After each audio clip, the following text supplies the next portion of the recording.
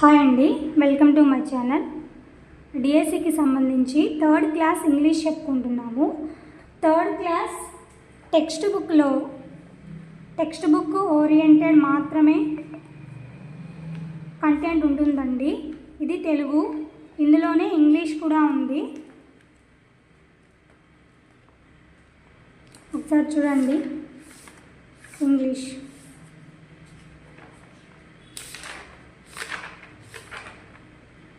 Tenali Rama and the thieves. ఈ లెసన్కి సంబంధించి నేను నోట్స్ ప్రిపేర్ చేశాను. అదే ఈ నోట్స్. వెతుక్కోకుండా అన్ని టెక్స్ట్ బుక్లో ఉన్నవన్నీ మనకి డిఎస్సికి యూజ్ అయ్యేవన్నీ నేను నోట్స్ రూపంలో రాశాను. డైరెక్ట్గా మీకు ఈ నోట్స్నే ఎక్స్ప్లెయిన్ చేస్తాను. మీరు మళ్ళీ టెక్స్ట్ బుక్ చదవాల్సిన అవసరం లేదు.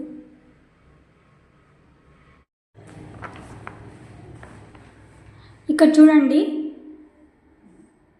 Third class English text book పేరు బ్లాసమ్స్ 3. ఇది సెమిస్టర్ 1 బుక్ అండి. సెమిస్టర్ 1 లెసన్స్ చూడండి ఒకసారి. Tenali Rama and the thieves, the recipe book, the loyal mongoose. Fourth lesson help me please. First lesson Tenali Rama and the Thieves. Second lesson the recipe book. Third lesson the loyal mongoose. Fourth lesson help me please. ఈ 4 lessons first సెమిస్టర్లో ఉన్నాయి. ఈ 4 లెసన్స్కి సంబంధించి notes నేను already prepare చేస్తున్నాను కాబట్టి దాంట్లో explain చేస్తాను. ఓకేనా? See here. మనకి ఈ ప్రతి ఒక్క లెసన్కి pre reading, reading, vocabulary, grammar, writing, listening and responding ఇవన్నీ ఉంటాయండి. మనకి తెలుగులో వినండి, ఆలోచించండి, ఆశించిన అభ్యసన ఫలితాలు అని ఉంటాయి కదా, అలాగే మనకి ఇంగ్లీష్లో కూడా ఇలాగా ఉంటాయి. ఇవి మనకి మెథడాలజీలో యూజ్ అవుతాయి. చూడండి, మళ్ళీ చెప్తాను.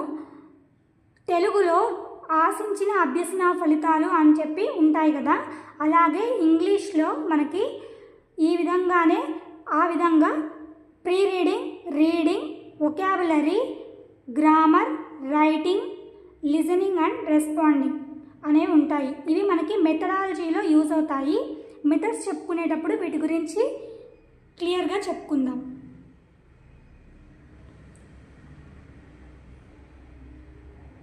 చూడండి, first lesson Tenali Rama and the thieves. Tenali Rama and the thieves ఈ లెసన్కి సంబంధించి glossary. Gesture, A man who tells jokes and makes people laugh. A man who tells jokes and makes people laugh. ఎవరైతే జోక్స్ చెప్తూ మనుషుల్ని నవ్విస్తూ ఉంటారో వాళ్ళని జెస్టర్ అని అంటారు. అంటే చెప్పాలంటే హేళన చేసేవాడు అని తెలుగులో అర్థం. తర్వాత wit, the ability to use words in a clever and humorous way. చెప్పే మాటలు ఎలా ఉంటాయంటే చాలా తెలివిగా ఉంటాయి మరియు ఆ మాటలు మనకి నవ్వు వచ్చే విధంగా ఉంటాయి. విట్ అంటే తెలివి, అదే మీనింగ్ ఇందులో కూడా వచ్చింది కదా. తర్వాత బ్యాక్ యార్డ్,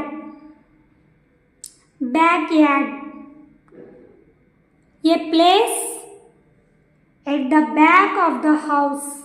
ఇంటి వెనుక ఉండే ఖాళీ స్థలాన్ని బ్యాక్ యార్డ్ అంటారు. Draw, pull or drag. మనము ఒక టేబుల్ ఉంటే దానికి డ్రా ఉంటుంది కదా, దాన్ని పుల్ చేస్తాం కదా, ఆ విధంగా పుల్, డ్రాగ్ చేసేదాన్ని మనము డ్రా అని అంటాము. తర్వాత famous, known about by many people. Famous అంటే మీనింగ్ ఏంటి అంటే known about by many people, చాలామందికి తెలియడం. కేర్ఫుల్, విత్ గ్రేట్ అటెన్షన్, చాలా జాగ్రత్తగా ఉండడం అని చెప్పి అర్థం. కేర్ఫుల్ అంటే చాలా జాగ్రత్తగా ఉండడం, ఇంగ్లీష్లో with great attention. 7th one, valuable. Valuable, worth a lot of money. Worth a lot of money, చాలా ఎక్కువ ఖర్చు పెట్టి ఎక్కువ మనీ పెట్టి కొనే వస్తువును వాల్యుబుల్ అని అంటారు. అంటే ఎక్కువ విలువ కలిగినది అని చెప్పి అర్థం. తర్వాత rushed, done in a hurry, త్వరగా చేయడాన్ని రష్డ్ అని అంటారు. అది ఏదైనా కావచ్చు, ఏ పనైనా కావచ్చు, తొందరగా చేస్తే దాన్ని రష్డ్ అని అంటారు. Done in a hurry. Escape, to get free from something. To get free from something, మనము ఎక్కడి నుంచైనా ఫ్రీగా ఏదన్నా దొరికితే దాన్ని ఎస్కేప్ అని అంటారు.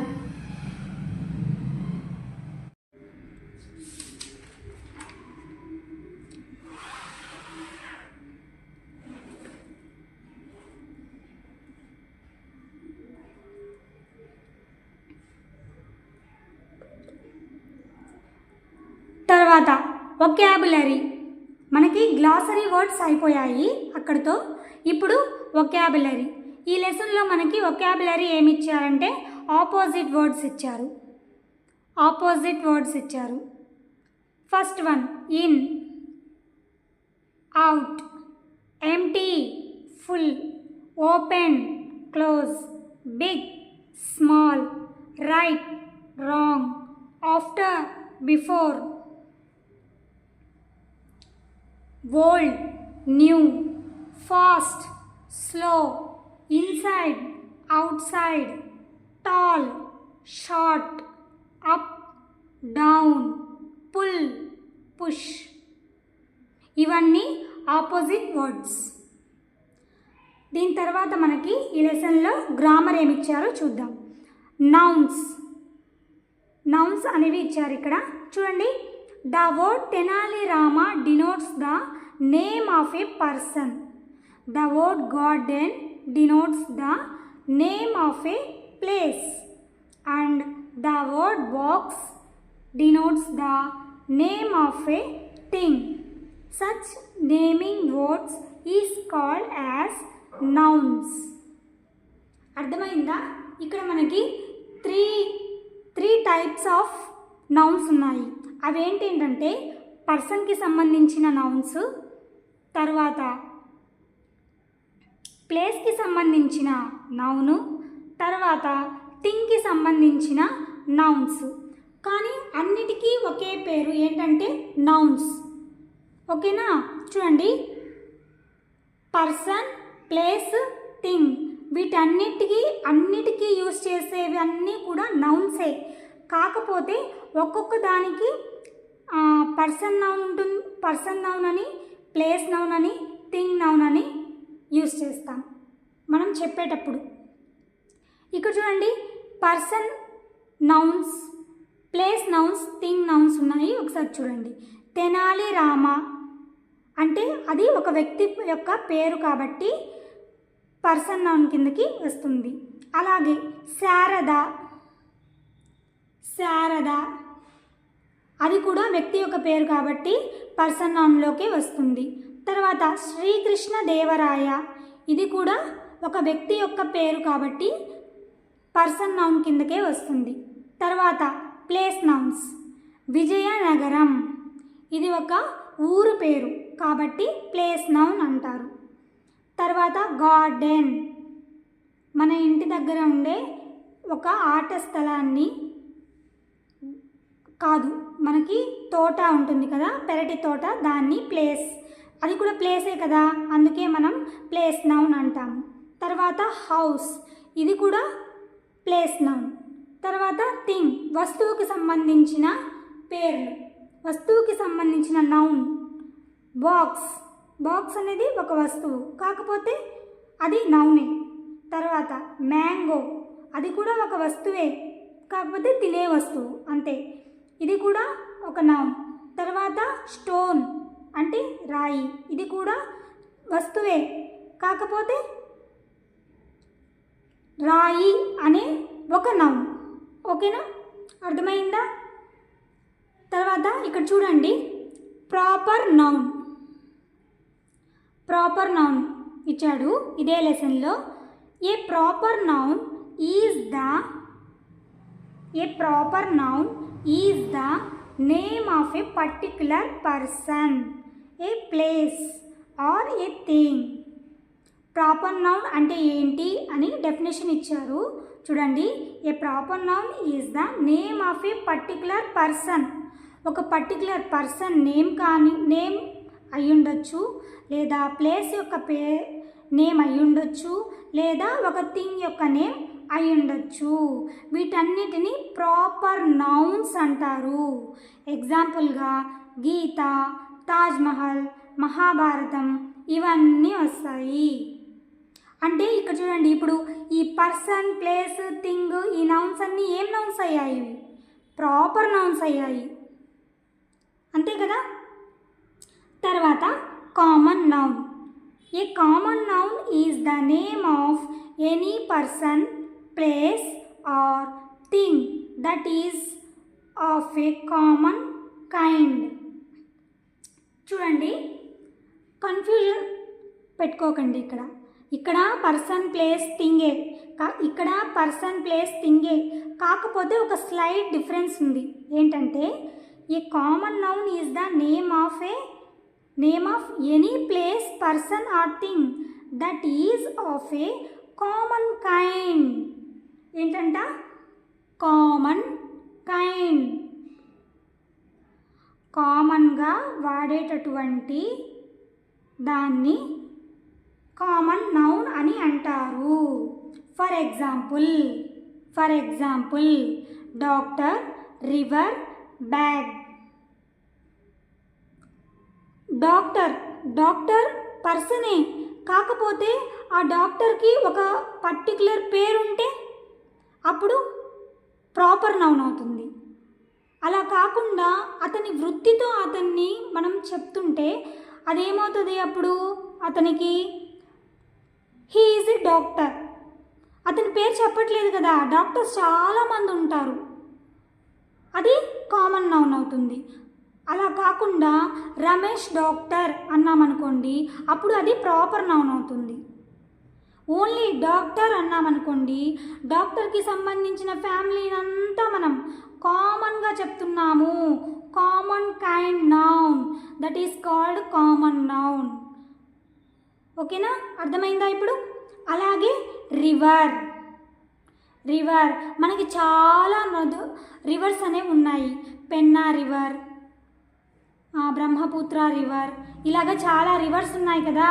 వాటి పేర్లు పర్టికులర్గా పిలిస్తే అది ప్రాపర్ నౌన్. లేదు అలా కాకుండా కామన్ పేరు ఏంటి రివర్ అని పిలిస్తే అది కామన్ నౌన్ అవుతుంది. అలాగే బ్యాగ్ కూడా, జూట్ బ్యాగ్స్, సిల్క్ బ్యాగ్స్, ఇలాగ చాలా చాలా రకాల బ్యాగ్స్ ఉంటాయి కదా, అలాగా కామన్గా బ్యాగ్ అని పిలుస్తాం మనం, అప్పుడు కామన్ నౌన్ అవుతుంది. అలా కాకుండా ఓన్లీ జూట్ బ్యాగ్ అని పర్టికులర్గా చెప్పారనుకోండి, అది ప్రాపర్ నౌన్ అనేది అయిపోతుంది. ఓకేనా, ఇప్పుడు క్లారిటీ వచ్చిందా ప్రాపర్ నౌన్కి, కామన్ నౌన్కి? ఇప్పుడు నేను ఎక్స్ప్లెయిన్ చేశాను. ఇక్కడ చూడండి ఇంకొంచెం బాగా మనకి కొన్ని ఎగ్జాంపుల్స్ ఇచ్చున్నారు లెసన్లో, అవి చూడండి. Common noun and proper noun.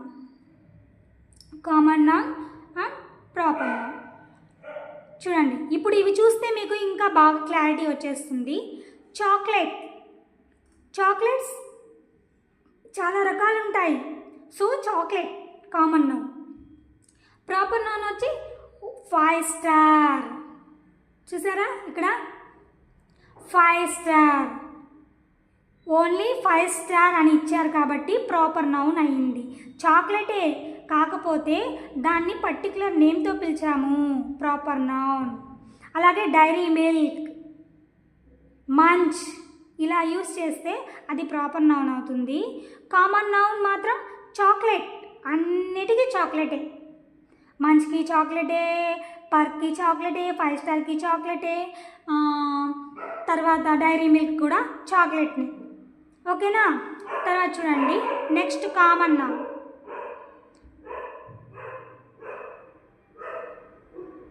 Car.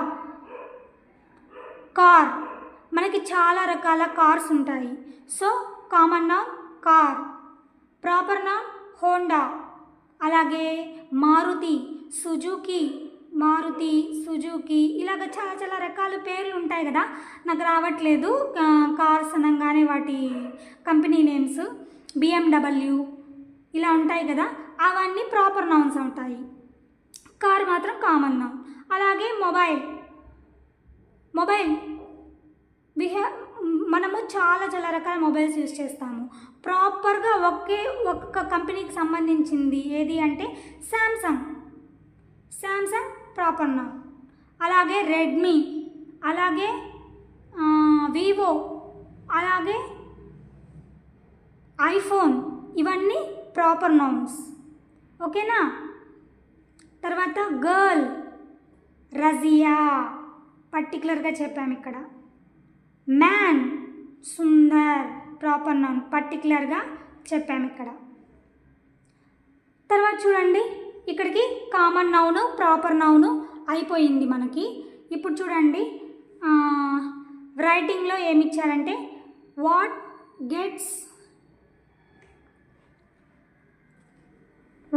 Gets A capital letter. Name of, మనకి ఇక్కడ క్యాపిటల్ లెటర్ గురించి రైటింగ్లో ఒక చిన్న టాపిక్ అనేది ఇచ్చారు. నేమ్ ఆఫ్ పర్సన్, ఎక్కడెక్కడ మనం క్యాపిటల్ లెటర్ని యూస్ చేస్తాము అని చెప్పి. What gets A capital letter అంటే ఎక్కడెక్కడ మనము క్యాపిటల్ లెటర్ని యూస్ చేస్తాము అంటే, number 1 name of persons, name of places, the word I at the beginning of a sentence, names of holidays, names of months and days. మనం ఎక్కడెక్కడ capital letter అనేది must and షుడ్గా use చేయాలంటే, name of persons, ఒక person యొక్క name రాసేటప్పుడు starting letter అనేది capital letter అవ్వాలి, compulsory capital letter అనేది అవ్వాలి. నేమ్ ఆఫ్ ప్లేసెస్, ఒక ప్లేస్ నేమ్ రాసేటప్పుడు కంపల్సరీగా ఫస్ట్ లెటర్ అనేది క్యాపిటల్ లెటర్ అనేది అవ్వాలి. ఇక్కడ ప్లేస్ దీపావళి అని రాస్తున్నాము ఇక్కడ, కాకపోతే దీపావళి అనే వర్డ్ నాట్ కరెక్ట్. చెప్పాలంటే కరెక్ట్ ప్లేస్ హైదరాబాద్. HYDERABAD,